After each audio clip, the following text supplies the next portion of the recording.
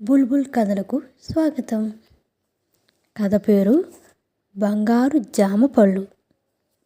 రామయ్య, సోమయ్య అనే ఇద్దరు స్నేహితులు అడవికి బయలుదేరారు. ఈ అడవిలో మనకు ఏమి దొరికినా సరిసమానంగా పంచుకోవాలి అనుకున్నారు. వారు కొంత దూరం నడవగా వారికి 2 జామ చెట్లు కనిపించాయి. వారిద్దరూ జామ పళ్ళు కోసం జామ చెట్లు ఎక్కారు.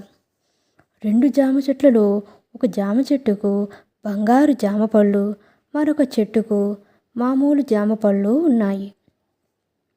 సోమయ్య తన దగ్గర ఉన్న సంచి నిండా బంగారు జామ పళ్ళను నింపుకున్నాడు.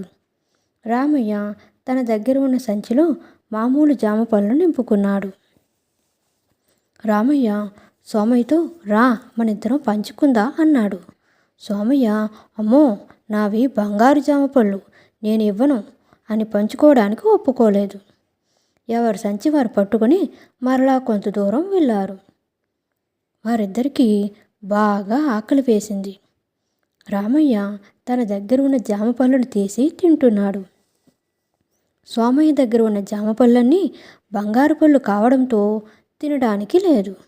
కానీ రామయ్య తన మామూలు జామ పళ్ళను సోమయ్యకు ఇచ్చాడు. సోమయ్య ఆ జామ పళ్ళు తిని ఆకలి తీర్చుకున్నాడు. సోమయ్య సిగ్గుపడి తన దగ్గర ఉన్న బంగారు జామ పళ్ళను సగం రామయ్యకు ఇచ్చాడు. ఇరువురు కలిసిమెలిసి సంతోషంగా జీవించసాగారు. కథ నచ్చితే లైక్ చేయండి, షేర్ చేయండి, సబ్స్క్రైబ్ చేయండి. Thank you so much.